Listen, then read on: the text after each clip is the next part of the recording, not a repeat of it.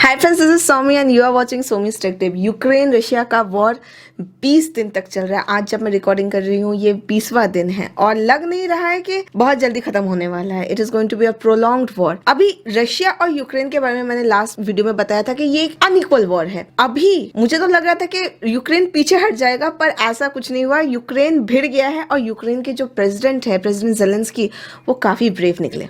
लेकिन to be on the practical side, ये जो वॉर होगा ये बहुत ही ज़्यादा घमासान वॉर है और यहाँ पे नाटो का जो सपोर्ट है बिल्कुल गिन गिन के आ रहा है और प्रेसिडेंट जेलेंस्की अभी भी फाइट किए जा रहे हैं। पुतिन को कभी उम्मीद ही नहीं थी कि ये छोटा सा देश यूक्रेन, जिसको वो अपना भाई ही समझते थे, वो इतने वक्त तक इतना रेजिस्टेंट रहेगा। यूक्रेन की जो राजधानी है वो कीव है और अभी तक कीव के ऊपर कब्जा नहीं कर पाए हैं पुतिन। अब सोच के देखिए कि 20 दिन तक ये जो सिनेरियो ये ऐसा है, ऐसा लग रहा है कि ये वॉर बहुत स्लो वे में चल रहा है। पुतिन भी नहीं चाहते हैं कि ऐसा बिल्कुल आक्रमण कर दे। अगर फुल अटैक कर दिया गया तो इतना ज्यादा कोलैटरल डैमेज होगा कि यूक्रेन बचेगा ही नहीं और बहुत सारे सिविलियंस मारे जाएंगे, जो कि रशिया नहीं चाहता है। यूएसए, नाटो ने सेना अभी तक भेजी नहीं है। बेस्ट नेबरिंग कंट्री के through by source best arms भेजे जा रहे हैं, लेकिन वो पूरी तरीके से सफिशिएंट नहीं है। अभी तक डिफेंसिव वेपन्स जो भी भेजे गए हैं इनसफिशिएंट है। इतने कम वेपन से यूक्रेन और जेलेंस्की कभी भी जीत नहीं पाएंगे। साथ ही साथ मैं आप लोग को बता देती हूँ कि यूक्रेन के ऊपर अभी भी नो फ्लाई जोन लगाया नहीं गया है, जिसका रिक्वेस्ट जेलेंस्की बहुत टाइम से किए जा रहे हैं। इसीलिए नाटो एंड वेस्टर्न कंट्रीज जो भी सपोर्ट, जो सैन्य सहायता दे रहे हैं, वो सफिशिएंट है ही नहीं, बिल्कुल भी अपर्याप्त है। देखिए, यूएसए ने यहाँ पे एक बहुत अच्छा काम ये किया। यूएसए और जो वेस्टर्न कंट्रीज जो सपोर्ट कर रही थी यूक्रेन को, वो ये था कि रशिया के ऊपर काफी जोरदार सैंक्शंस लगाए गए हैं। देखिए, सैंक्शंस का जो इम्पैक्ट होता है वो स्टार्टिंग में समझ में नहीं आता, but it will have a crumbling effect on Russia later on. और सैंक्शंस पुतिन को कहीं ना कहीं काफी परेशान कर रहे हैं और देखना आगे क्या होगा कि फ्यूचर में रशिया भी नॉर्थ कोरिया जैसा हो जाएगा, अलग थलग हो जाएगा वर्ल्ड से। बाइडेन एडमिनिस्ट्रेशन में और वेस्टर्न कंट्रीज द्वारा रशिया के ऊपर जो सैंक्शंस लगाए गए हैं, दैट इज मोर देन 5000 और ये एक रिकॉर्ड है।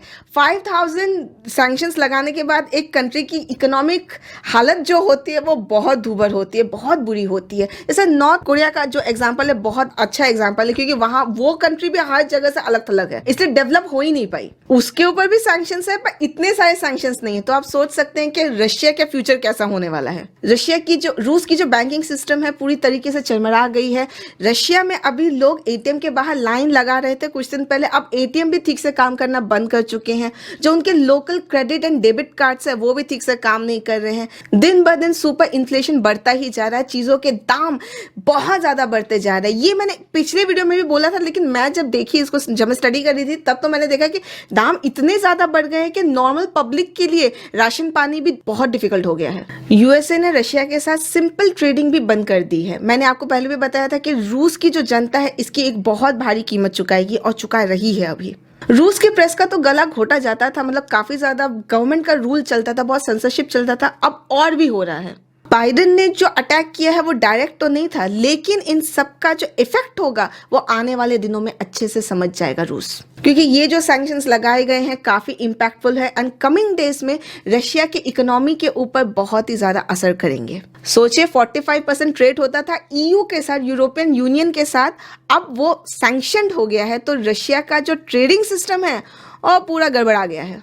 ये एक तरीके का प्रॉक्सी वॉर है और जो बाइडेन और पुतिन के साथ चल रहा है ये एक हाइब्रिड वॉर भी है, क्योंकि जैसे कि आप देख सकते हो कि डायरेक्ट मिलिट्री फोर्सेस अटैक नहीं कर रहे, यहाँ पे अलग अलग प्रकार से इस वॉर को जीतने की कोशिश की जा रही है।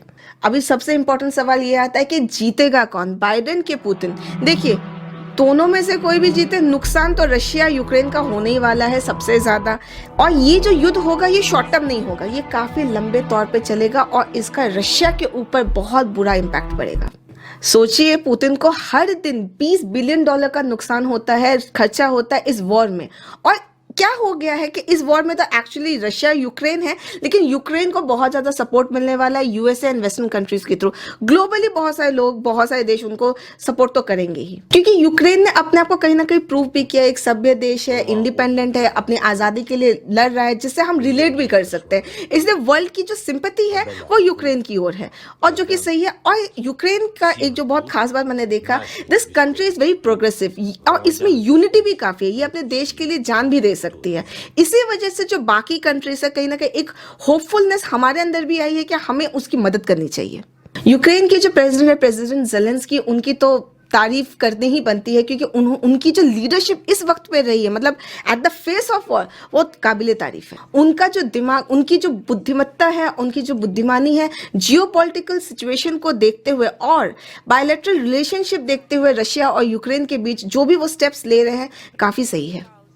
जहां तक रूस की बात है, तो रूस चाइना एंड नॉर्थ कोरिया जैसा है। देखिए, चाइना और नॉर्थ कोरिया के ऊपर भी बहुत सारे सैंक्शंस हैं, पर क्या होता है, ये लोग अपना दर्द ना घुट के पी जाते हैं। वैसा ही रशिया के साथ होगा। रशिया बहुत बड़ा लॉस झेलने वाला है, लेकिन वो चुपचाप इसे पी जाएगा। इंडिया और रशिया का जो रिलेशनशिप है अभी तक तो बहुत अच्छा रहा है, लेकिन मैं आपको बता देती हूँ कि इंडिया और रशिया का जो ट्रेड है बहुत कम है। रशिया सबसे ज़्यादा ट्रेड चाइना के साथ करता है, लेकिन चाइना के साथ एक बहुत बड़ी प्रॉब्लम ये है कि रशिया जब उसको अपने कोई भी वेपन इक्विपमेंट्स देता है तो चाइना हूबहू कॉपी कर देता है। वो ये सेम काम यूएसए के साथ भी करता है। मतलब चाइना में आप कुछ भेजोगे ना फॉरेन चीज़, तो वो कॉपी होके आएगी और कोई भी देश इसको बर्दाश्त नहीं कर सकता। साथ ही साथ आपको बताती हूँ कि रशिया का जो ट्रेड है, सबसे ज़्यादा 45% जो ट्रेड है वह ईयू के साथ करता है, यूरोपियन यूनियन के साथ करता है। और यूरोपियन यूनियन के मोस्टली कंट्रीज तो यूक्रेन को सपोर्ट कर रहे हैं, यूएसए को सपोर्ट कर रहे हैं, तो उनके साथ जो ट्रेड है वो बंद हो जाएगा। तो सोचिए, रशिया का 50% ट्रेड तो अपने आप ही बंद हो गया। अब सोच, और इसके ऊपर युद्ध का खर्चा, वो पुतिन कैसे झेलेंगे वही जानते हैं। इस स्टेज पे एक ही चीज मैं बता सकती हूँ कि ये जो पुतिन है अपने आप को काफी अकेला महसूस कर रहे हैं, और वो भी समझ नहीं पा रहे कि रिएक्ट कैसे करे, क्योंकि लॉस तो उन्हें भोगना ही है। पर पुतिन जो एक्चुअल में करना चाहते थे वो 20% भी हासिल नहीं कर पाए हैं।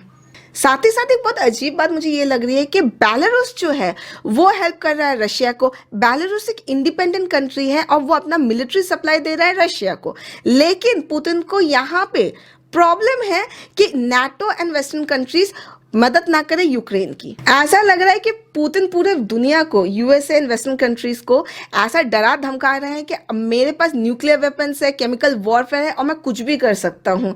कहीं ना कहीं उनका जो इमेज आ रहा है बहुत अनप्रिडिक्टेबल आ रहा है। इसी वजह से यूएसए भी कोई भी स्टेप्स लेने के पहले बहुत बार सोच रहे हैं। ये कैसी दादागिरी चल रही है ये कोई नहीं समझ पा रहा है, पर इतना है कि अभी पुतिन से सभी लोग डरे हुए हैं। पुतिन मॉरली तो बहुत रॉन्ग जा ही रहे हैं, उन्हें बाद में समझ में आएगा इसके बारे में। यूक्रेन को ऐसा डरा धमका रहे हैं, ऐसा वार्न कर रहे हैं कि एक न्यूक्लियर मिसाइल तक छोड़ देंगे उसके ऊपर, तो यूक्रेन जाएगा कहाँ? हो सकता है वो जो ये वॉर कर रहे हैं उनका अपना एक आइडियोलॉजी हो, अपना एक माइंडसेट हो, शायद लॉजिकल भी हो, लेकिन जस्टिफाइड नहीं है। अभी जो यूएस एंड वेस्टर्न कंट्रीज से हेल्प मिल रहा है उसे लगता तो नहीं कि यूक्रेन जीत पाएगा, क्योंकि बहुत ही आधा अधूरा टाइप का सपोर्ट है। और अगर ऐसा चलता रहा तो पुतिन आगे जीत जाएंगे, पर ये जीत लॉन्ग टर्म की नहीं होगी, because in the long run he will lose a lot of things. Russia को बहुत गरीब कंट्री बना देगी। तो आई होप आपको ये वीडियो अच्छा लगा होगा। वीडियो अच्छा लग रहा है तो लाइक, शेयर और सब्सक्राइब जरूर कीजिए। मैं मिलती हूँ आपसे अगले वीडियो में, तब तक के लिए वेल इन्फॉर्म्ड रहिए, सेफ रहिए।